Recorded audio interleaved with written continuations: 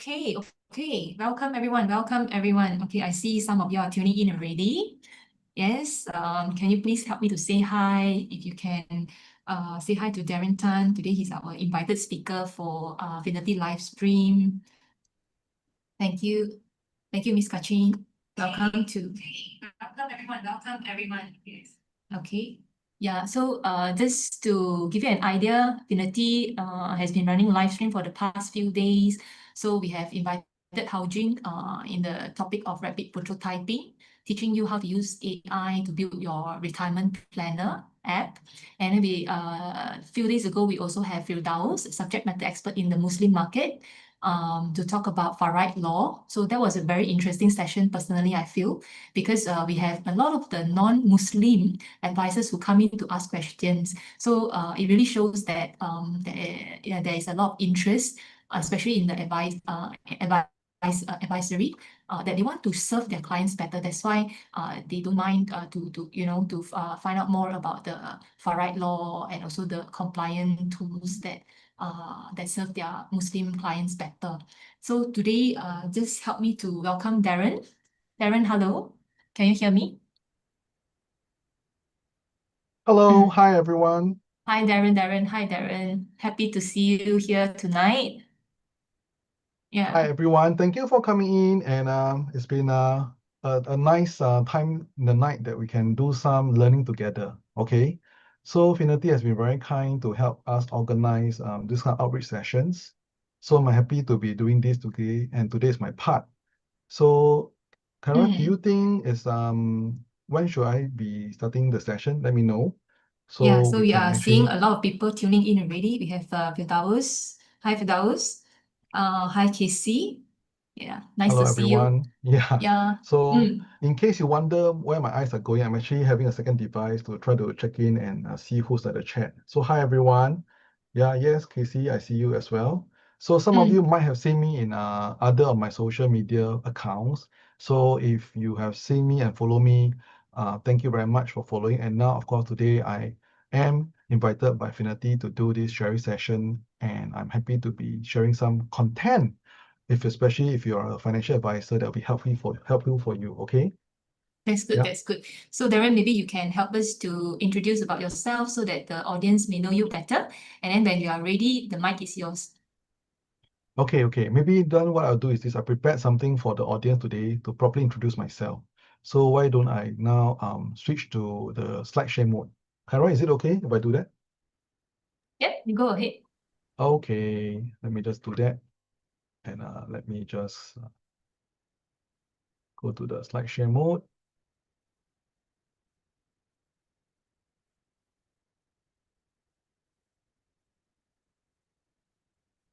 Okay, for now, let me just quickly adjust everything. You should be seeing my profile on the screen. Let me just say hi to the rest. So for those who are in the chat room now, like Casey, Firdaus, and all that, help me to invite your friends, okay, so that we can have a good productive time tonight, okay, to learn things and all that. So I am waiting for the slide to show properly, right? Because you still can see my, okay, all right, okay. So good. So welcome everyone. So let me just properly introduce myself. My name is Darren, and I'm a practitioner in the trust planning space. Some of you might have seen my content, and some of you would have also benefited from my content. Now, as a practitioner in this space, my specialization is in helping clients to set up trust structures, and also such trust structures are meant to deliver some benefits in certain ways. Now, of course, some of you would have some form of experience in doing estate planning or legacy planning in some form or another, using some platforms or some representation from some trustee company. Like you, I also do the same. And I started off with doing wills at the start. So it was a 15-year journey for me. From 15 years ago, I started to prepare for maybe what looks like today. So for some of you who is also on this journey to want to be an expert in this space, I can only do one thing: encourage you to continue persevere on, because sometimes it looks quite hard.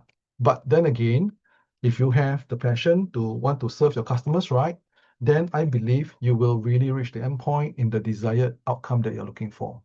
So as a legacy planner, I pride myself on being able to find what I call the best way to help clients deliver or prepare for the best legacy plans they can have for their family members. So as a matter of introduction, so let me just show you my profile, which is on the screen. And well, I'm a full member of STEP, which means I'm a trust and estate practitioner, and I belong to this worldwide organization. So later I'll take a bit of explanation for that as well. Okay. Now, usually I do topics like this, which is trust planning. And for those of you who have seen some of my seminars or seen some of my clips on my social media, then you know pretty much what I say. 70% of what I say is captured onto my clips, whether it's the IG, whether it's the TikTok, or whether it's LinkedIn. Okay, so from here, as a full member of STEP, I am belonging to this non-profit organization that's incorporated in UK. So people like us, we call ourselves full members, and we hold the title TEP, which means we are a trust and estate practitioner. Well, the website says that we are internationally recognized as experts in our field with proven qualifications and experience. And I can see that really is true for a lot of my contemporaries in this space. So for those of you who don't know what is STEP, STEP is a global professional body with more than 22,000 members comprising lawyers, accountants, trustees, and other practitioners that help families plan for their futures. Okay, so this is STEP. And as a specialist in inheritance and succession planning, these are my practice areas. Okay, so these are my practice areas. And if there's something along the line that you're interested, then of course you spend a bit more time to do what I do. So I think we've got things going for a while. So maybe let me just continue on with the audience today and share with you the topic of this evening. So Kara, can I just continue on to the topic of this evening? Yes, yes. Great. Okay, so now let me just do a small test with the audience. To the audience who are inside this YouTube live right now, can I just have you to do a simple small test with me? We look at this left-hand side, what we call common assets that you might have seen in your clients. I'm assuming most of you who's joining us today are financial advisors. So joint properties and joint savings account, is this something common for your clients? Is this something common for your clients? Yeah, if it's something common for your clients, can you just type a yes in the chat group? All right, thank you, Ms. Kaching. And from there, you will see that the next question I'm posting on the right-hand side is when one party passes away, who gets the remaining share? When one party passes away, who gets the remaining share? So what's your answer? Is it the remaining account holder? Yes, yes, thank you, Ms. Kachin. Yes, for those, thank you. So indeed, I also held the same view as you before November 2025, because after November 2025, when I read this article, I started to be having a new understanding of this word called joint accounts. So on your screen soon will flash this article. Okay, on your screen soon will flash this article. It's published in the month of 2025. Okay, so is it showing on your screen?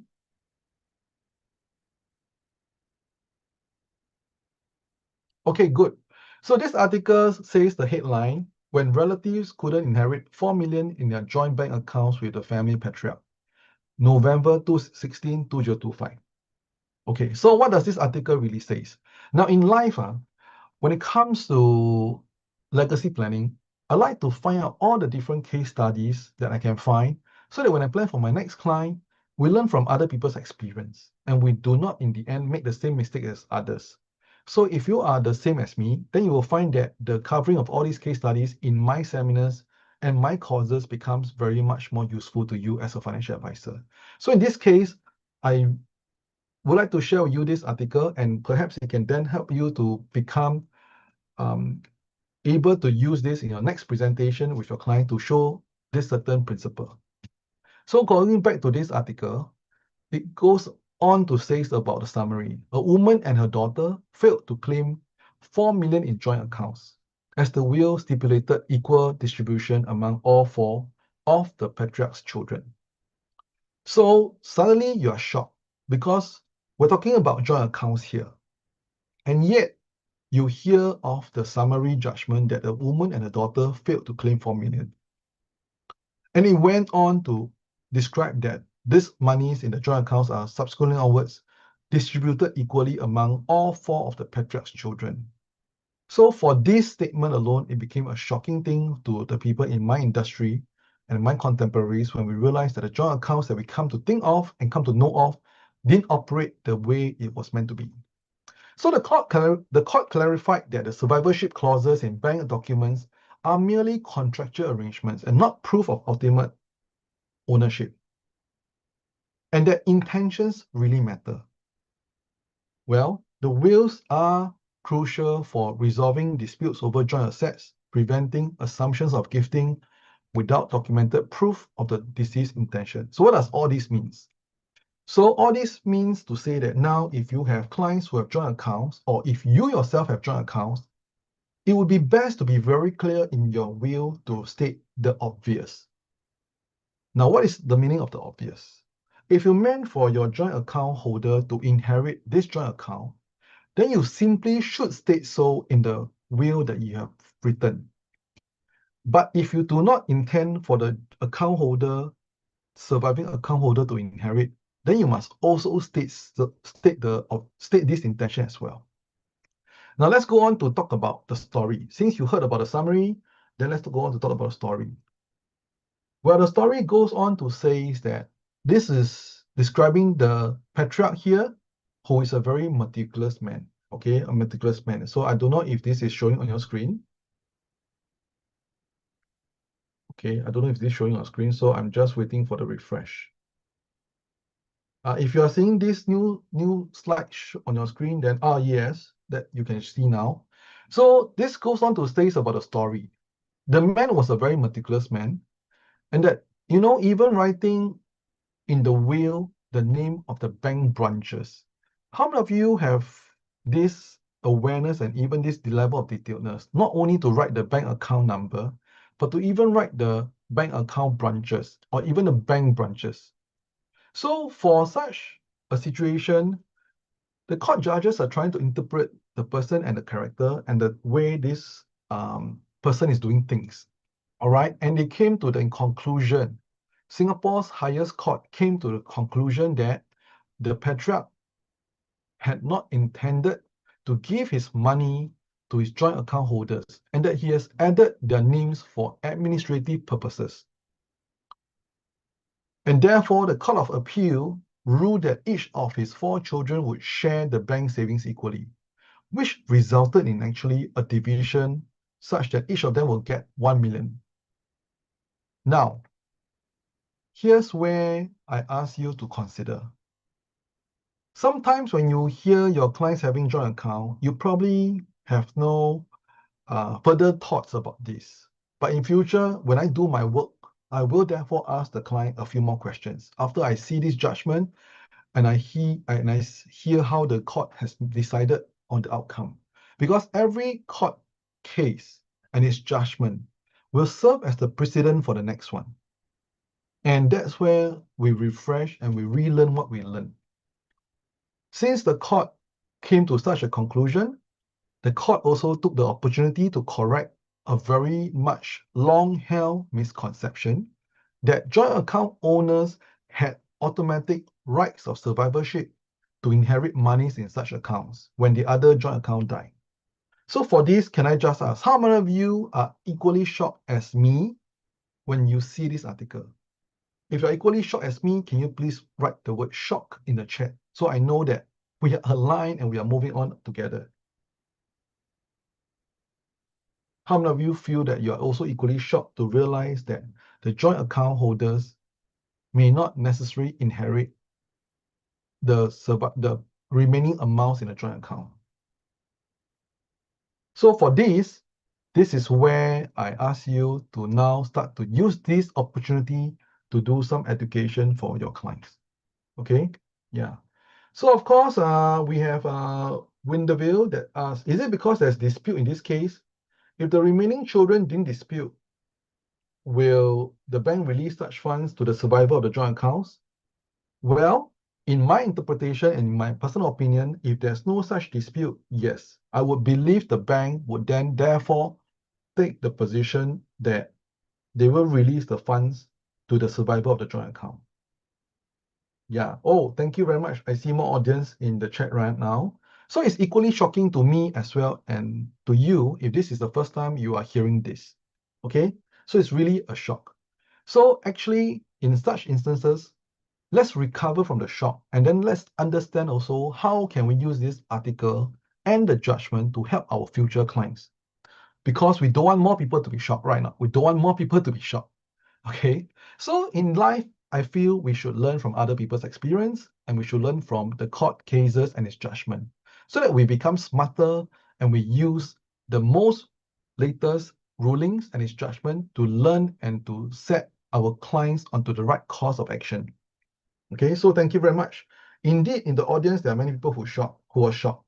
So thank you very much for raising the questions. Keep it coming so that we have an active environment tonight in the whole discussion. Okay, now going on to the next page. Now what I say, many people take and make this assumption that just because it's a joint bank account, it should operate the same as a joint property. So going back to say one thing, what you learn about joint properties does not necessarily apply to joint account. So get that clear? What you learn about joint properties does not necessarily apply to joint account because in joint properties, the rights of survivorship works. But in a bank account or a joint bank account, there is no such arrangement. And merely the act of adding the mere incorporation of a joint bank account simply clarified by the court that the survivorship clause in the bank documents was merely contractual arrangement between a bank and a joint bank account holder on how to deal with the monies in the joint account. It doesn't really meant to be theirs. Okay, so thank you very much. I hope, oh, there's more audience now. Okay, so I hope to really help everyone to learn better tonight. Now, if you're interested, and if you are really interested, if you're interested and you want to learn about the full case, then may I point you to this article, which you can obtain from the judiciary.gov.sg website. So this is where we learn stuff.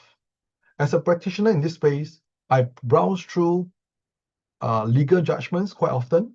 And if you're interested to learn the full details of the court case that was mentioned in the newspaper article for this November 2025 article, then you can take the link here and learn from it. So this page or this slide shows about Khoo Peck Yen, Patricia, and another versus Khoo Peck Ing, Catherine, and others. So this is the exact case study that was covered by the Straits Times. Okay, so for those who are interested to learn about the full facts, take a picture. I don't claim credit that I wrote about this. It is actually about the judicial summary, and you can learn further by reading the whole case. All right, so I encourage you to do that. Now for some learnings. Okay, I'm not a lawyer, but I happen to take a very much more interest in the areas of law pertaining to this area called legacy planning or estate planning. So to understand the context, when I teach my course, I often share with the students about understanding the law. If you are a financial advisor, you have also the understanding that when you study when you present your policy illustrations and policy benefits, policy summaries, a lot of it is very contractual. So actually, insurance policies are already a very legal document. So you shouldn't be surprised. Okay, shouldn't be surprised. Now to continue on to what I talked about, a little bit of the legal education tonight. First, make a distinction between what is a legal interest and what is a beneficial interest. Now it sounds like both are the same to you, but in actual fact, in the eyes of the law, there is really a big difference. What is the meaning of legal interest and what's the meaning of a beneficial interest. So here is where I wanted to explain to you. If you own something and if your name is recorded as the owner of a property, you're considered to be holding the legal interest in and title to the property. So if I print a title deed and I see your name, so you are recorded as having a legal interest in the title of the property. However, the party holding the legal title may also be holding the property on behalf of another person, and the second party will be considered to have a beneficial interest in the property. So here is where it might sound confusing. If I buy the property and my name is on the legal title deed, I am the legal owner. If I want to be if I'm also the one who decides how this property is going to be used, is it rental, is not, and if I'm the one collecting the interest, the rental income and all that, then I'm the one having the beneficial interest in the property as well. So in these circumstances, I hold both the legal and beneficial interest, which is usually the case for most people in Singapore. You are the legal owner and you are also the one that benefits from the asset, and therefore you have also the same beneficial interest in the property. But sometimes it may not be so. For example, in Singapore, it's quite common that in certain families, because of a much more resourceful parent or parents, they're able to pay off fully for the child when the child wants to buy a property. So in this case, the legal owner of the property is the child. But in some instances, the parents are actually just using the child's name to own the property, and they have a beneficial interest because they intend to collect the rental and use the rental income for themselves. So in such instances, then it will be a very different situation where the child is holding the legal title because that's what you see on the title deed, but the parent is enjoying the beneficial outcome of having the property. So this is one of the common cases today. And yes, so now we have someone who asked, Darren, I'm always very curious. If my husband passes away, I quickly withdraw the monies before the death cert. Is this legal? Ms. Kachin, thanks for asking the question. I will pause here to answer your question. When you say you withdraw the money, where are you withdrawing from? Are you withdrawing from the joint account? I imagine that you're talking about the joint account. Am I right? So if you are withdrawing the money from the joint account and you're withdrawing before the death cert, legally you have what I call the interest in the joint account because your name is on it and you can therefore access it. When you say legal, are you also going to share with me more information? Because I'm going to ask the next question. Who contributes mostly to the joint account? If you contribute nothing and yet the other person contributes everything, and you're not husband and wife, then perhaps when you withdraw it, you could be committing a crime because you are only holding on trust for the other party. But since you mentioned that you and your husband in this whole description, then for spouses, it'll be a bit different, and I would believe that it's quite all right for you to withdraw. But if it's a friend A and friend B arrangement, holding a joint account, friend A and friend B holding a joint account, and 100% of the money is contributed by friend B, then I suppose, and I would tell you not to withdraw any money because you could be accused that you have overstepped your boundaries as a trustee of the account. And the money doesn't belong to you. Okay? Now we're going to talk a little bit more about this nicely because actually what you are asking now is my next slide.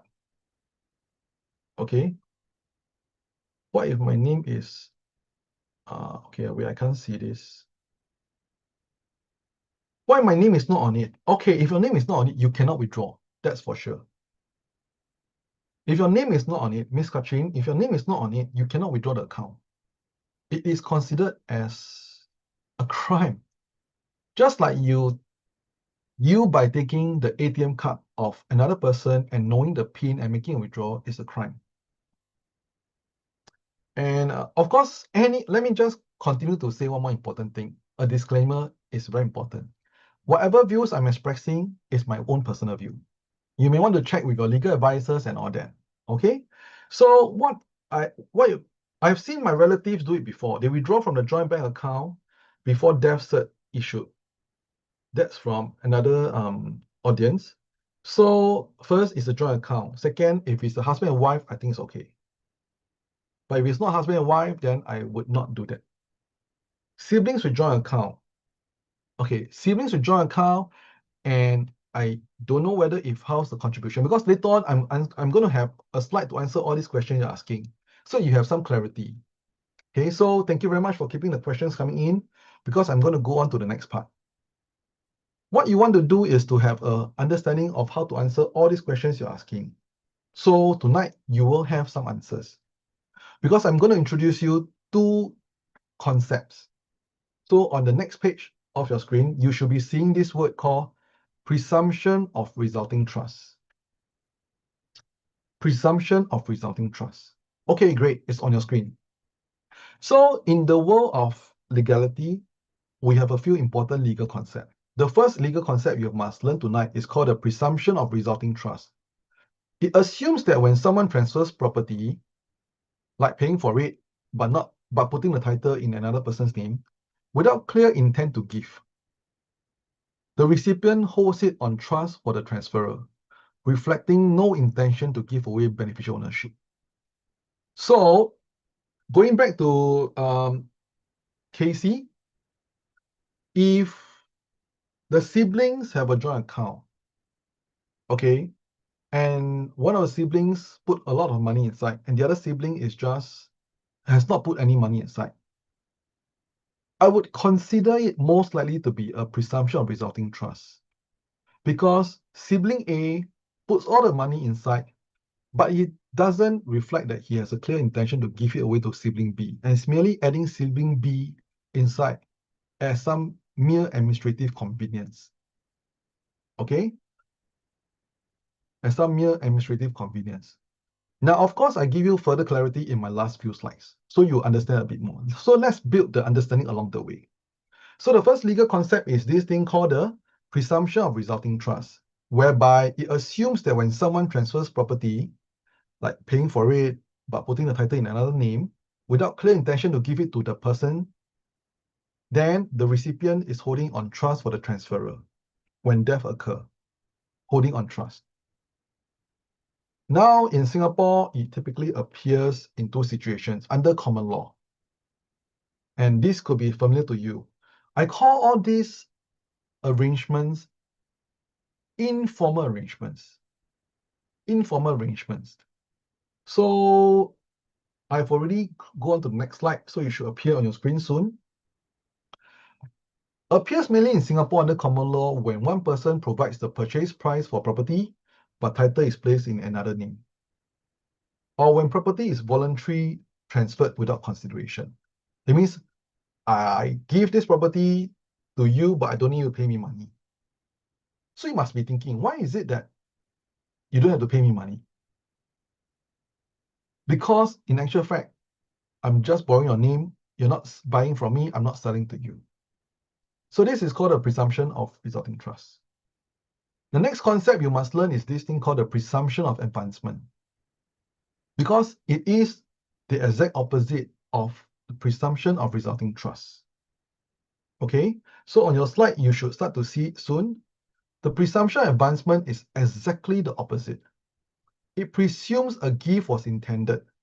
And that's why when you tell me about you withdrawing monies from a joint bank account, I would have to ask a little bit more. What's the relationship between these two joint account holders? Are they husband and wife? Or are they parent to child? Because when there's such an arrangement, then it is imagined that this joint account was meant to benefit the other person. So if there is a death of one party, the recipient is actually rightfully getting the full beneficial interest. Okay? So at this stage, if this is the first time you're hearing the word presumption of resulting trust and presumption of advancement, can you put the words first time? So I know how many first timers are there in the room hearing this for the first time. First time, okay? Because you have to build not legal knowledge from somewhere, right? So if this is the first time you're hearing it, please key the word first time. So I know how to paste the subsequent discussion. Okay, I don't know, but my chat seems to be frozen. Okay, we've got. Okay, thank you very much, first time. So if you're hearing for the first time, then to help you out a little bit, let me give you a proper understanding in a tabular form. So far, only one person is hearing for the first time. Okay. So this is the comparison. So I did a comparison for you to show you what are the difference and the similarities of these two new concepts you're learning today. Presumption of resulting trust and the presumption of advancement. So the default assumption means that under the presumption of resulting trust, there wasn't any intention of gifting. Okay, well, more people talk about this being first time. Okay, sorry, yeah, because my chat seems to be a bit delayed, but it's all right, okay? So the default assumption is that there is no intention to give someone. For example, I came up with a very lame example. I have a very expensive bag, and I want to go to the gents. So I tell my friend, can you hold this for me? Can you hold my expensive bag for me while I go to the gents? So what I do is I give my friend the bag and I go to the gents. At that moment in time, someone might think that this bag belongs to my friend because my friend's holding it. But the reality is that he's only holding the bag for me because I'm away to the gents. And when I come back, he will pass it back to me.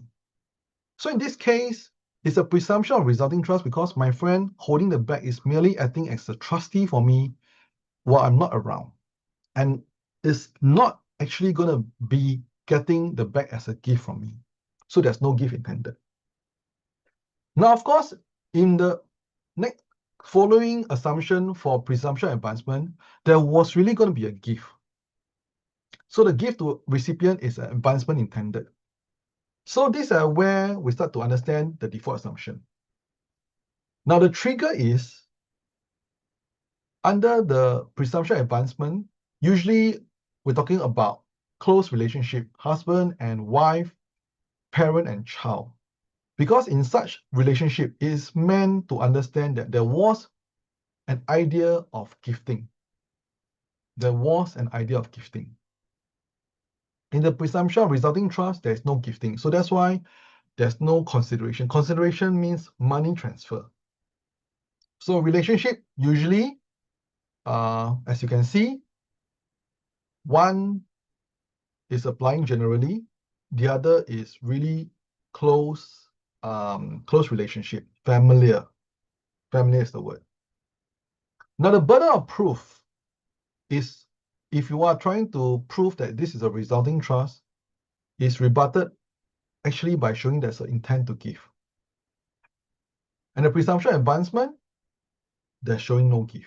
So this is a burden of proof. So when we go to court and one party is trying to say that it's meant for me, it's really mine. So how the opposition fight the case is to show proof that there is no such gifting intention. Okay, no such gifting intention. So Ms. Katrin asks, what kind of assets is usually under the presumption of resulting trust? Okay, let's just say that insurance policies. You remember, if you're a financial advisor, there's always this one question that goes inside your application form to ask, is there a beneficial interest? And most of the time you answer no, because you know that this is going to be enjoyed by the purchaser himself. But have you thought about it? An insurance policy can be purchased by someone but intended to benefit another person. And that's when you have to put in the word beneficial interest. And therefore, when you ask me, Ms. Kachin, what kind of asset usually is under the presumption of resulting trust, then you can understand that insurance policies could be an asset under the presumption of resulting trust. Someone buys it by actually holding it, using another person's name to buy, but with no intention to give it to the person. Okay? Yeah. Now, I wanted to end tonight with maybe some further understanding that some of you here are actually interested to learn more. So actually, I came across Wong Partnership, very familiar to some of you. Wong Partnership does what you call certain form of articles in their editorials. So I trace back this, which happened to be March 2024. And long ago, even before 2025, there was already a lot of cases in Singapore about this thing called the bank accounts, joint bank accounts. So we learned, and you can learn more about all this if you download this and take a look. What I want to do is to give credit to Wong Partnership because inside there are some important outline. Such disputes could be avoided if the parties' intention as to the assets in the joint account are clearly documented from the outset, such as through a trust, a declaration of trust, or declaratory documents, or even a simple agreement that is of sufficient formality to place the intention of parties beyond doubt.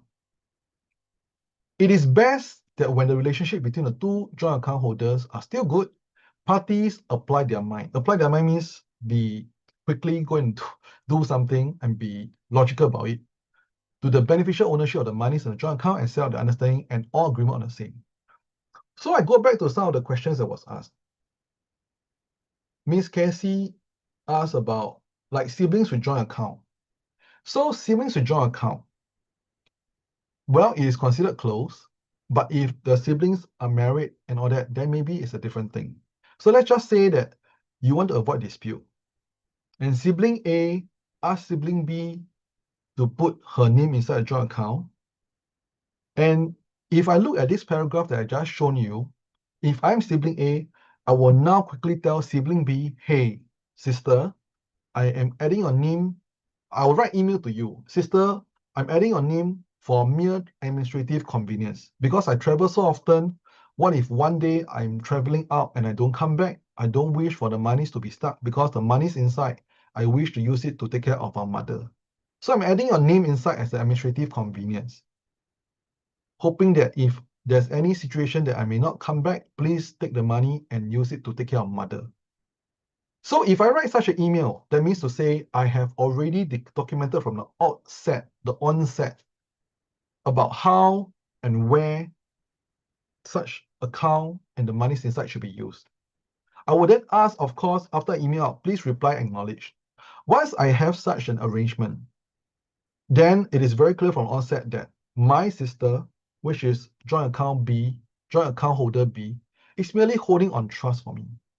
And it's never going to benefit from actually the joint account if I die. Because I already stated so in my email that you are to use the money inside holding on trust for me because it's actually meant for our mother's caregiving. So today, for all the audience who's inside, can you now start to think, have you come across such situations in your client's life where there are some very informal arrangements where you know of people who lend money to others and then you actually know that this is a very informal arrangement. There wasn't any IOU. So at the end, if the brother A dies, the spouse of the deceased will find it difficult to reclaim the loan from the brother. So at the onset, it's best to set things right. Thank you very much, Casey. You saw my point. So this email becomes the point. Yeah, becomes the proof. Yes, you're right, Casey. So now you know when you don't have the intention to really benefit someone, but yet you need to put their names inside the arrangement for certain administrative convenience, you should quickly set out the whole intention at the start so that in the future, should there be any disputes, the case is weakened when people try to go otherwise. So Miss Kachin, yes, thank you. You think you understand now. Fantastic. Because your sibling wants to buy share but use your account first. Of course, doesn't want to use the market. So this is not intended as a gift. Excellent. So if I'm your sibling, and if the money is inside your account, and your sibling wants to buy share but use your account, your sibling should actually have you to understand that although it's your account, but it's not your money. So your sibling should have written the email or to tell you in a very clear fact. And because when all things are good, people don't really do such very formal things. And that becomes a problem, okay, when things go wrong. Okay, when one party dies, then everyone is confused. Is this really your money or what? Because I remember my husband used your account to trade, but it's his money. Okay, thank you, Miss Kachin and Miss Casey for staying with me until now, because this concept is very difficult to teach. But I run courses to help financial advisors understand, because when financial advisors interact with clients and got to know all these very different kind of arrangements, it then becomes important for the financial advisors to apply their mind to tell the client and teach their clients that, hey, you should be doing something about this, rather than to just hear and let it go. WhatsApp message, can it be approved? You can WhatsApp, but is there a reply? There must be a reply of acknowledgement. Then you must think of a way to screenshot this or capture this. I do not, I believe today in this very digital advanced world, social media documentation like WhatsApp messages, correct me if I'm wrong, and you should check out with your legal advisors, could be used as a form of evidence.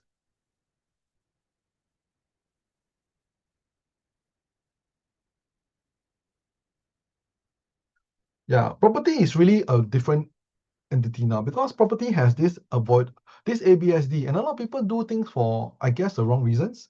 So anyway, let me complete my slide, because I know I have a limited time to share my learnings with you, okay? So in Wong and Wong partnership articles, the editorial, I quote them, this is not from me, I quote them, that they wrote inside this editorial, the approach of the courts is that, number one, when there's dispute, the courts will look at the records of who contributed the monies to the joint bank account, and whether if there's any clear evidence on the proportion of financial contribution to the joint bank account. Because if there is a clear evidence on the proportion of contribution, like party A contributes 100%, party B contributes 0, then there will be a presumption of resulting trust in proportion to their respective contribution. However, if there's no clear evidence either way, then the courts will not apply such a presumption. So if you are the party that needs to do things like this, then it is up to you to quickly put in place a formalization of this arrangement. So for Ms. Kachin, your sibling wants to use your account. Perhaps your sibling cannot open an account, but you can open an account. And therefore, your sibling says to you, sis, I use your account first, okay, because I cannot open an account. For some reason, I cannot open an account. But you have an account. I'll put money into your account and I'll trade using your account. Your sibling should also quickly write an email to you and have you to understand that in this whole arrangement, it's my money. I'm just using an account for convenience sake. If ever I die, you must know that this money doesn't belong to you and you must return to my estate. So this becomes very clear. Recording who contributed the monies to this joint bank account or to this joint trading account or whatever. Okay. Now, of course, the court also look at other things, like whether the parties are in certain categories of relationship, like spouses, parent and child. Because if there's a parent and child or spouses, then the whole presumption of resulting trust would likely fail and the presumption of advancement would take place. Between spouses, it is understood that if one spouse dies, the reigning spouse should be the recipient of the entirety of the account. That's why it's called advancement. Okay? And lastly, the courts will look at a situation whereby if they are unable to ascertain the party's intention and none of the above presumptions apply, then the courts presume that the parties hold the beneficial interest in the same manner as that in which legal interest is held. So I go back to Miss Willinderville.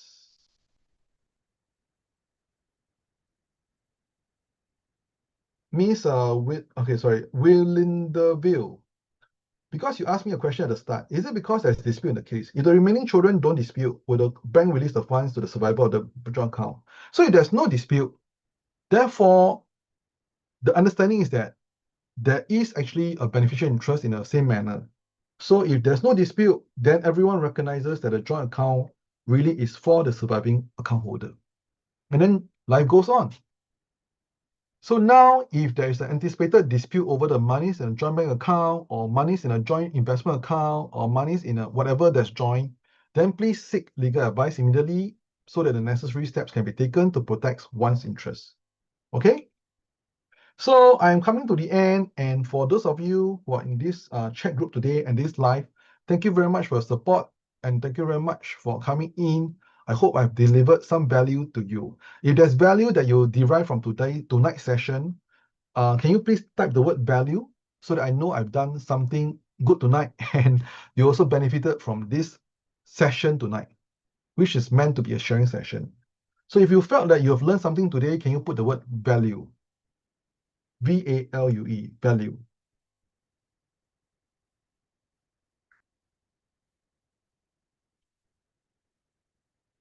Taking a bit of time to refresh. Okay, so if you felt that you have learned something today, please key the word value so that the team at Finity will be continually motivated, because every time when you put together such a segment, we have no idea who is benefiting and whether if this is something that's useful. But if you put such encouragement, I think the team will be very encouraged to put this further. Okay. And lastly, for those who are, thank you very much, Winterview. Yeah.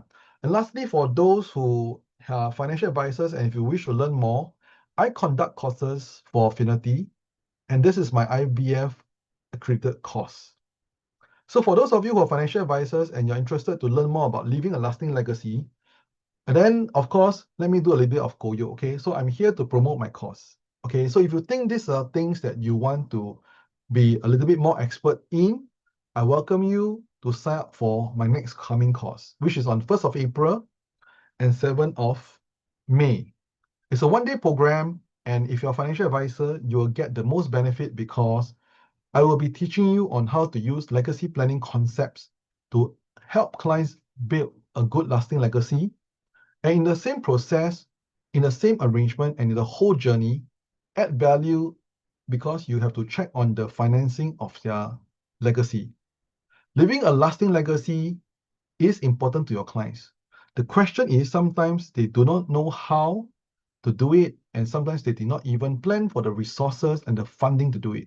In my 7-hour program, I will be teaching you how to, first of all, understand what are the legacy planning instruments, plus how can you ensure that the legacy is going to be lasting a lifetime, because I'll teach you what is the meaning of funding.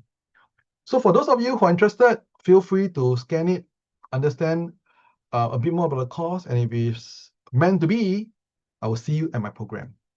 So Kyra, I've reached the end, and I hope the audience, thank you very much. I see now Casey, Kachin, Miss Kachin, all appreciating, and I thank you again for once again participating along tonight.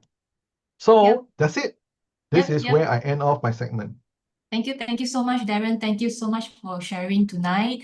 Yeah, so it's really very insightful, especially I really enjoyed your session. I hope the audience enjoy as much as I do. And now I really know what's the difference between legal title, beneficial ownership, and there are a lot of questions asked by the audience. And thank you for all the participation to make the session more interactive. Yeah, and thanks for all of you who have stayed with us for the past 1 hour. If you have any burning questions that you still want to ask Darren, please feel free to approach me. My name is Kyra from Finity Academy, and I will convey your message to Darren, especially in the area of estate planning and legacy planning. And if you still want to continue to get more insights, learn more about legacy planning, please, this month will be a lot of different topics So this help me to push on your notification button, YouTube notification button, so that you can get instant updates on our live session, mostly at 10 p.m. at night. And yeah, I think that's all from me. So Darren, I think today is a very good session. And yeah, is there anything that you want to add? Well, I would just want to encourage everyone to stay ahead, learn about cases that happen. High court judgments are very useful to refresh your awareness. And of course, once you're updated with the latest insights, you can help your clients in a better way. Position yourself well so that you have sticky clients. Thank you very much for everyone. I Thank have you nothing so else to add. much. That's Thank you, it. thank you. Yeah, after today's session, doing what is right, I think won't feel optional, but it will really feel necessary. Yeah, thanks everyone. Good night and have a good rest, everyone. Yeah, so we'll Good just night, stay on, everyone. stay on for a while just to say good night and thanks to you guys. Thank you.